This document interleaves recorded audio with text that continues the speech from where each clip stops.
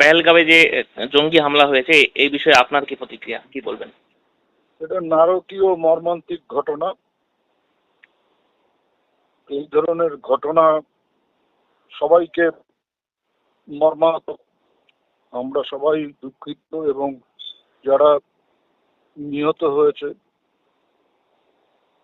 আক্রমণে তাদের পরিবারদের সবাইকে সমবেদনা জানাই।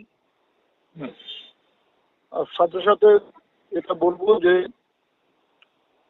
দেশের সীমান্তগুলোতে নজরদারি, টহলদারি আরো বাড়াতে হবে।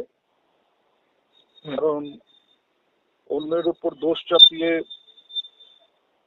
এটা সাময়িকভাবে আমরা পার পেতে পারি, কিন্তু এই যে দুর্বলতা, জঙ্গিরা ঢুকে গেল,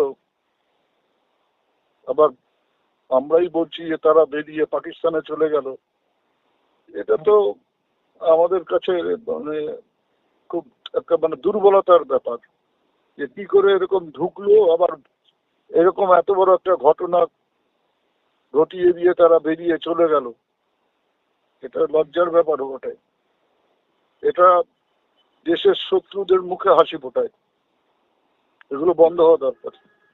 কিছুদিন আগে প্রধানমন্ত্রী বলেছিলেন ৩৭০ ধারা লোপের পর কাশ্মীর পুরোপুরি শান্ত হয়ে গেছে, জঙ্গি নিধন হয়েছে। তারপরেও এই ধরনের ঘটনা কিভাবে এই দেখেন? যে মানে এই দাবিগুলোর যে কোনো সারবত্তা নেই।